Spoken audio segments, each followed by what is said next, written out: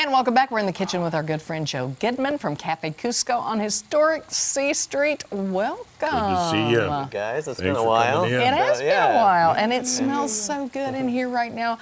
What are the hallmarks of Peruvian food while I've got you here? Well, I mean, garlic for sure. And then they use a lot of different type of peppers that are particular to Peru. So you have your ají amarillo, your ají rocoto, your ají panca.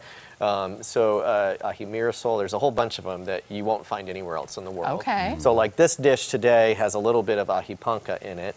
And then cilantro and vegetables and seafood, meats, you know. Olives, I see olives. Olives, yeah, a lot of one olives. Of those olives, okay. Yeah, a lot of flavors kind of melding together. A lot of flavors, yeah, a lot of flavors. All right, okay, we've got something going on here that's perfect for summertime. Yep. Mussels. Yeah, I love to eat mussels. I do too. And of course, I have two restaurants. So my other restaurant is a Dutch-inspired, and so it's more your traditional mussel dishes that have like more butter with herbs in it. And then in Peru, they have a dish called mussels a la macho, which is like your manly mussels. But women are manly too, so of course.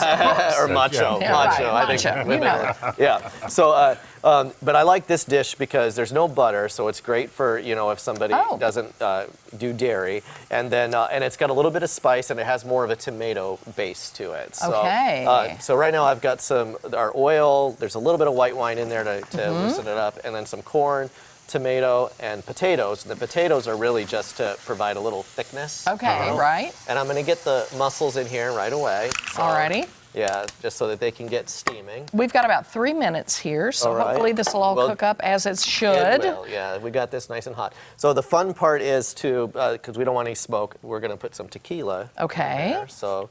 That sounds like a fun part. Doesn't it? Yes. I like it so far, of course, yeah. Got my vote. Yep, and then we have this. This is basically, it's just a tomato sauce that has some garlic and a little bit of oregano, and then it has the ají panca in there, so a little bit of pepper, and a little bit of lime juice. And then we're gonna just throw that in, and that kind of makes the tomato broth. The brothy business is always one of the best parts. Yeah. Normally when this is done, you'll eat it with a side of rice, and then once you're done eating all the mussels, it's great to pour your rice in there. Oh, and then stir it all up, and then you get all that extra flavor. Sometimes that can be the best part, maybe a little bread with it or something. So if you're ever cooking mussels, it's a 2-pan process. So you want to take another pan, and you're just going to flip it over the top, and then you let it steam for a while. Okay. So, and there's 2 trains of thoughts on mussels, right now. Most mussels are kind of a commercial farming process at this point, where they can control it and they can make sure, they kind of drop these ropes into the ocean, and then the mussels grow on the ropes. Right. Yeah, and then they can pull them up. So a lot of people in the past wouldn't eat mussels if they hadn't opened, because they think, well, they don't know how old the mussel is, or if it's dead or something like that. So it's kind of a safety precaution. Right.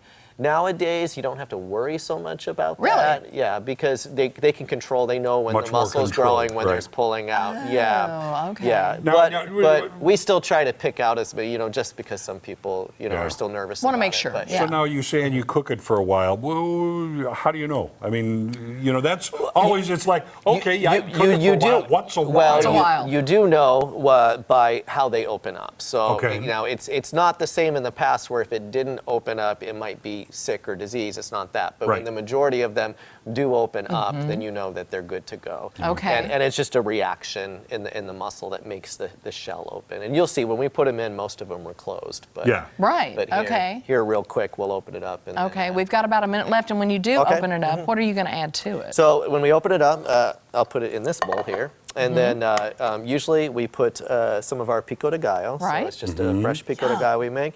And cilantro. And that's really it.